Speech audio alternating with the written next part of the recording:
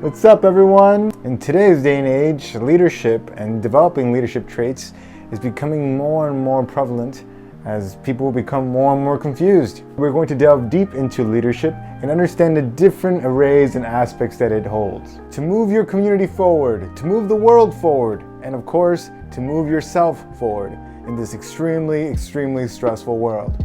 The work that we will be exploring today is by this amazing guy called Daniel Goleman. Daniel Goleman is an author, psychologist, and thought leader. In the year 2000, he identified 6 different kinds of leadership archetypes. Because when it comes down to it, not all of us are motivated in the same way. First, we have the visionary. The visionary is all about the big picture. This is the dream, guys. This is why it matters. This leader inspires and motivates through grandeur. They guide towards a shared vision and represent an ideal course. They express their goals without a lot of details and really get you going like, yeah. While these statements are full of emotion and inspire and motivate a lot of people, they don't actually express all the details. This leadership style works extremely well with people who are confused or distracted. These people are looking for direction, and the key is to be clear of the benefits that they will gain by following your vision. However, every leadership style has its main drawbacks.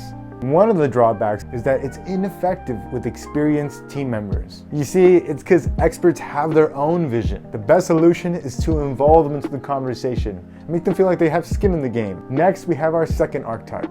This leadership style is called the coach. They got things on check. They know what's happening. The coach is really more of a facilitator. These leaders guide individuals to finding their strengths and weaknesses and connect their vision with the goals. These leaders work best when dealing with people who are immature, people who are a long way off from reaching their potential, their goals, or discovering who they are. The main drawbacks is that can be easily perceived as being micromanaging. People can perceive it as a know-it-all or a busybody. Next, we have the affiliative leader. The affiliative leader is all about kumbaya, my friends. Let's all get together. It's all about the vibe. It's all about getting along. The affiliative leader is someone who focuses on harmony and bringing peace in the group. They aim for an emotional investment in the group, which fosters collaboration. They're really effective at getting people emotionally invested in the grand picture of the team and the mission at hand. It also works really well when trying to patch things up between coworkers. Let's say people might have argued. Then you could bring them together and make them have a conversation to move things forward in an effective way. The main drawbacks, however, is that when done poorly, they have a really hard time getting things done. Building emotional connections can entail addressing extremely difficult situations, which can include negative feedback. It is crucial for this kind of leadership style to address this negative feedback. Otherwise, they're all harmony and love, but when it comes to them, they don't want to look at themselves. They don't want to work on themselves. Next, we have the democratic. The Democrat is all about listening, guys. He's all about sitting down. You tell me your opinion. You tell me your opinion. We're going to make a vote. Let's all get together. This is a democracy. The Democratic is dedicated and committed to the process, and they're constantly seeking different kinds of input because people share their input to make progress, not waste time. However, the main drawbacks is that you need to be really focused on action. Execution is key. Someone who is constantly listening to all these different inputs and not filtering and processing and making decisions can lose a lot of momentum and respect. Inaction makes team members feel unheard.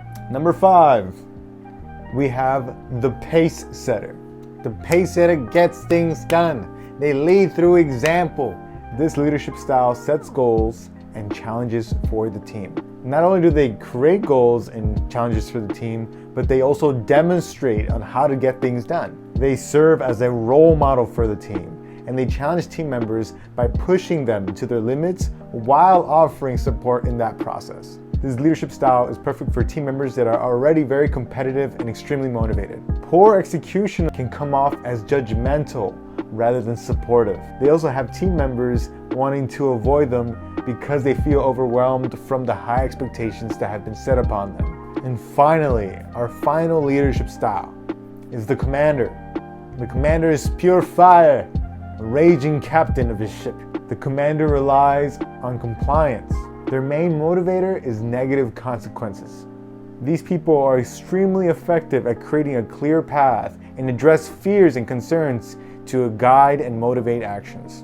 The commander is extremely effective in a crisis situation that demands immediate and decisive action. It's very difficult to be a successful commander because it requires a lot of self-control to not appear cold or distant. If this leadership style is done poorly, it can actually make problems worse instead of solving them. And of course, it goes without saying, you should only use the commander leadership style in a very last resort. Now, it's important to say that we all have these kinds of leadership styles. And it's very likely that we've applied more than one, if not all of these leadership styles in our lives at one point or another. We're on a spectrum and we're not aware of how we're using it sometimes. The key is to become aware. The best leaders empower others to empower themselves. How are you going to help others to help themselves? Thank you for tuning in.